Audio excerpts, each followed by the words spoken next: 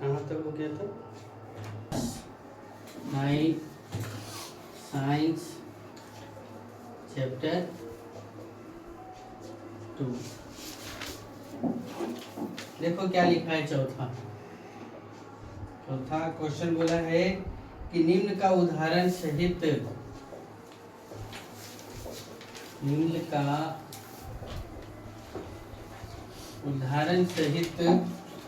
व्याख्या करें।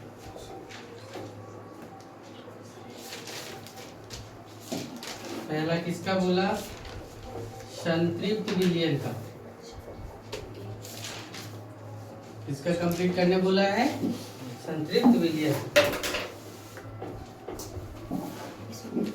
देखो संतृप्त किसे कहा गया है? किसी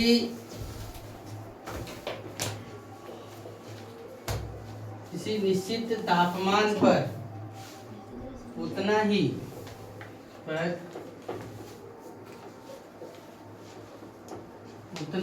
विलय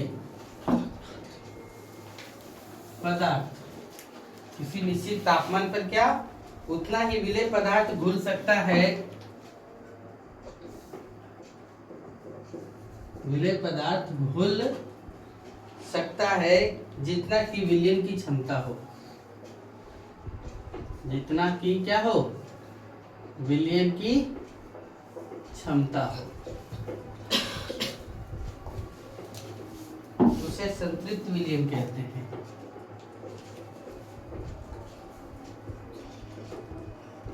उसे संतृप्त विलयन कहते हैं।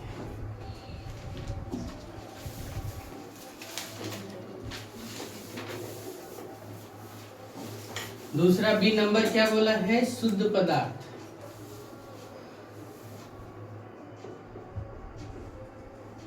कौन सा? शुद्ध पदार्थ। वे पदार्थ जो एक ही तत्व से, जो पदार्थ क्या है? एक ही तत्व से बने होते हैं,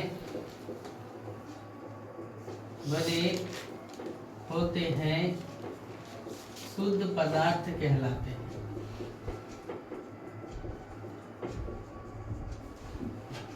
फिर आया तीसरा, क्या दिया हुआ है?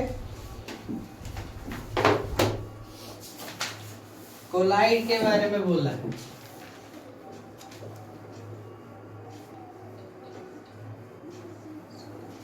कोलाइड समांगी तथा, बताए थे ना पढ़ाते वक्त, समांगी तथा विषमांगी मिश्रण के बीच वाले गुण को, मिश्रण के बीच वाले गुण को दर्शाने वाला मिश्रण, गुण को दर्शाने वाला मिश्रण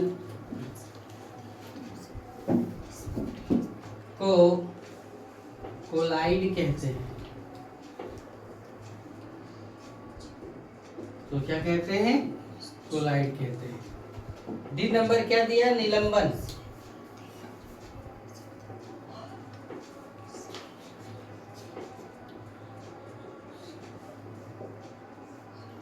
यह एक विषमांगी मिश्रण है। कैसा है? यह एक विषमांगी मिश्रण है जिसका कण नहीं घुलता है।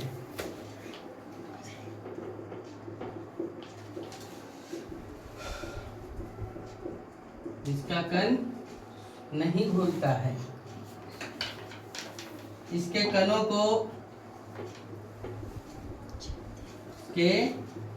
को नंगी आंखों से देखा जा सकता है। नंगी आंखों से क्या हो सकता है? देखा जा सकता है।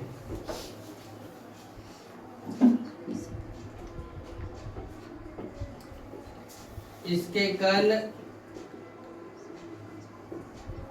विलयन के चारों ओर फैले रहते हैं। चारों ओर क्या रहते हैं? फैले रहते हैं। फिर 5वां नंबर आपसे सवाल किया, देखिए क्या लिखा है। कि निम्नलिखित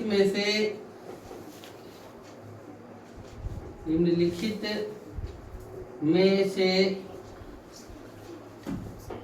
प्रत्येक को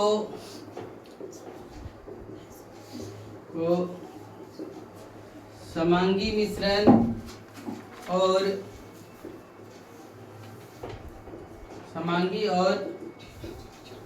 विसमांगी मिश्रणों में वर्गीकृत किया जा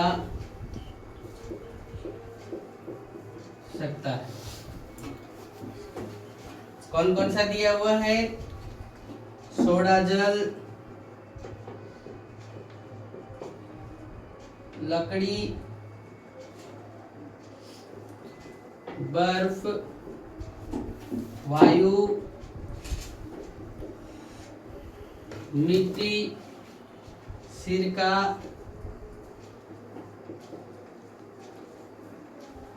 छनी हुई चाय।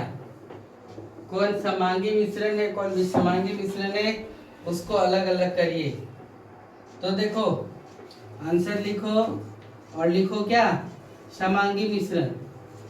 समांगी मिश्रण देखो, हम लोग सोडा जल पीते हैं। सोडा जल कहाँ पीते हैं? देखते हो ना, जो गाड़ी में लगा करके रखता है कि स्प्राइट है, कोको कोला है, तो सब क्या है? सोडा जल है। समझ रहे? तो ये समांगी मिश्रण में कौन कौन आ जाएगा? पहला सोडा जल। फिर देखो छनी हुई चाय, उसके कण तो कहीं बैठेंगे नहीं। उस यानी चाय के कण क्या होते हैं? घुले हुए रहते हैं। तो छनी हुई चाय है, यानी पूर्ण रूप से क्या हुआ? एक समांगी मिश्रण है। तो कौन सा जवाब देंगे? छनी हुई क्या? चाय। और कोई क्या एग्जाम्पल हो सकता है? बर्फ, वायु, ये सब क्या है? समांगी मिश्रण है। ठीक है। फिर देखो विषमांगी मिश्रण में कौन कौन आ जाएगा? विषमांगी मिश्रण में लकड़ी, मिट्टी और क्या? लकड़ी ईटीसी है।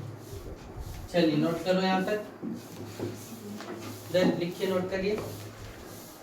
नंबर पूछा है कि आप किस प्रकार पुष्टि करेंगे कि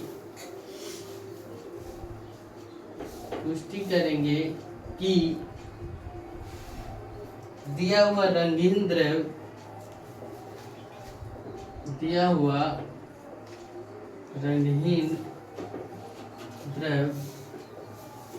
शुद्ध है। दिया हुआ रंगीन द्रव शुद्ध जल है। क्या आपसे सवाल करती है? क्या लिखा है कि आप किस प्रकार पुष्टि करेंगे कि दिया हुआ रंगीन द्रव क्या है? शुद्ध जल है। तो देखो लोग आंसर लिखेंगे, रंगीन तरल पदार्थ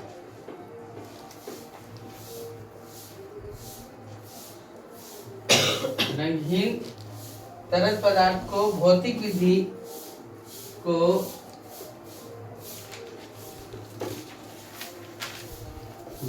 विधि द्वारा अधिक सरल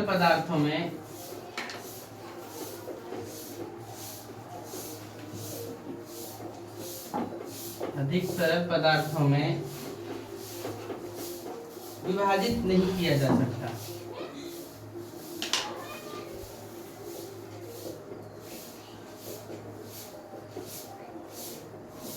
क्या लिख इसमें ध्यान से देखना, रंगहीन तरल पदार्थों को भौतिक विधि द्वारा अधिक सरल पदार्थों में क्या नहीं किया जा सकता है, विभाजित नहीं किया जा सकता है। यदि इसे वाष्पित किया जाए, यदि इसे क्या वाष्पित किया जाए तो शेष कुछ नहीं बचता, तो शेष कुछ नहीं बचता है। इसलिए दिया गया तरल पदार्थ, इसलिए दिया गया तरल पदार्थ क्या है, शुद्ध है। दिया गया तरल पदार्थ क्या है, शुद्ध है। फिर 7वां नंबर क्या क्वेश्चन सो देखिए, निम्नलिखित में कौन सी वस्तुएं शुद्ध पदार्थ है। 7वां नंबर क्या बोला कि निम्नलिखित में कौन सी पदार्थ शुद्ध है, या कौन सी वस्तुएं शुद्ध पदार्थ है ना। देखो क्या क्या ऑप्शन दिया है, ए नंबर बर्फ, बी नंबर दूध, यहां लिखते हैं, बी नंबर क्या दूध, सी नंबर लोहा, डी नंबर हाइड्रोक्लोरिक अम्ल यानी HCl, E number calcium oxide, calcium oxide, F number पारा, जी नंबर में क्या दिया हुआ है ईट, एच नंबर में लकड़ी, आई नंबर में वायु दिया हुआ है। अब आपसे सवाल किया है कि इतना जो पदार्थ दिया हुआ है उसका नाम दिया हुआ है, इसमें से कौन शुद्ध है, बिटा दे इधर। इसमें से कौन सा पदार्थ क्या है, शुद्ध है। तो जवाब में आप क्या लिख सकते हैं, कौन कौन सा पदार्थ शुद्ध हो सकता है, बता सकते हैं क्या।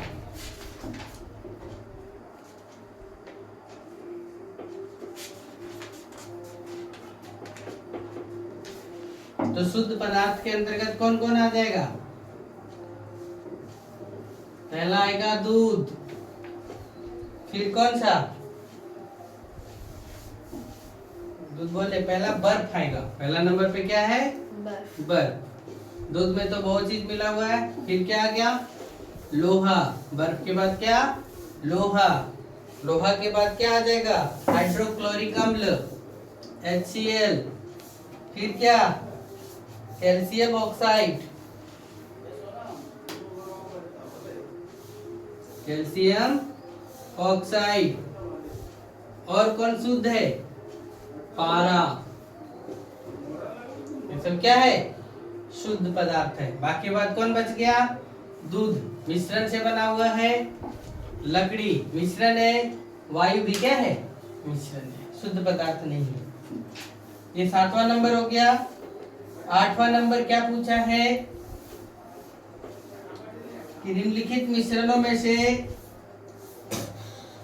निम्नलिखित मिश्रणों में से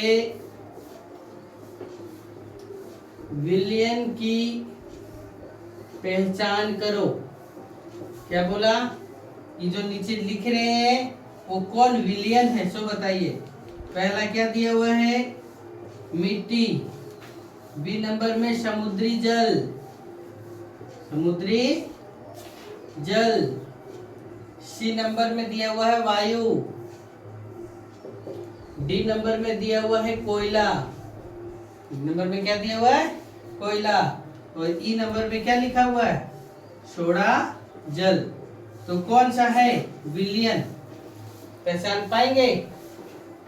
तो देखो विलयन कौन कौन हो सकता है, एक समुद्री जल है जिसमें निश्चित अनुपात में सब कुछ मिले हुए हैं, फिर कौन सोडा जल है, और कौन वायु। ये 3 है जो क्या है, विलयन है। तो कौन कौन जवाब देंगे? समुद्री जल, सोडा जल और क्या, वायु, पीटीसी, ये सब क्या है, विलयन है। ये सब क्या है, विलयन है। समझे? फिर देखो 9वां नंबर क्या बोला है,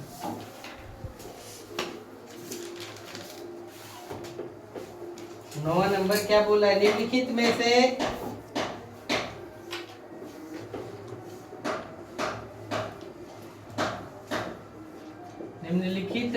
से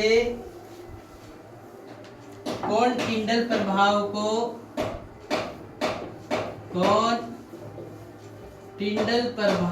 को प्रदर्शित करेगा?